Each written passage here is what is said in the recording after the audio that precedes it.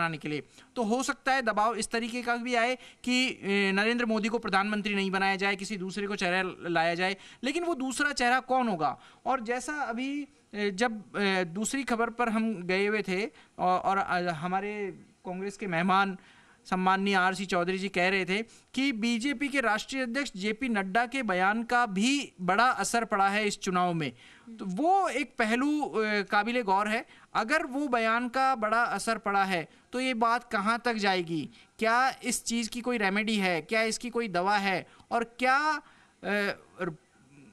जो प्रेम का धागा संघ और बीजेपी में था, क्या वो इस बयान से टूटा है? और वो टूटा है तो क्या फिर उसी तरीके से जुड़ पाएगा क्या? ये बड़ा सवाल है। आरसी चौधरी भी इस पर और ज़्यादा प्रकाश डाल पाएंगे।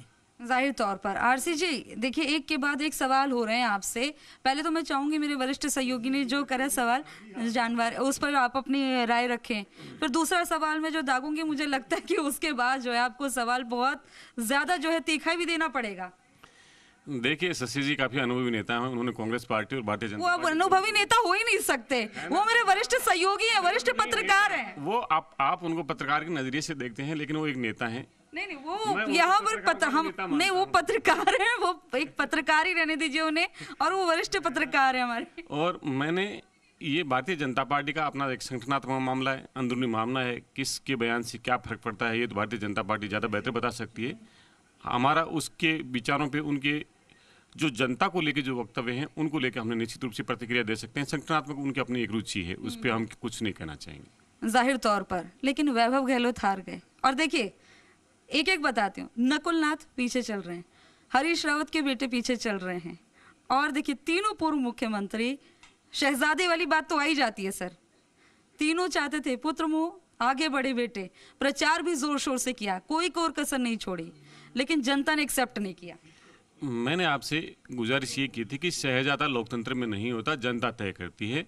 जो जीत जाता है, चाहे गरीब का बेटा हो, किसान का बेटा हो, मजदूर का बेटा हो, संजना जाटा हो, चाहे किसी और का कोई भजनलाल जाटा हो, चाहे मुरारी मीणा हो, ये लोकतंत्र के अंदर जनता ने इन्हें अपना जिम्मेदार बना के प्रतिनिधित्व देश की संसद में भेजा है। इसलिए मैंने आपसे सर, आप माने ना माने, लेकिन शहजादे वाली बात आ जाती है और पुत्र मुँह वाली बात भी जाहिर तौर पर आती है।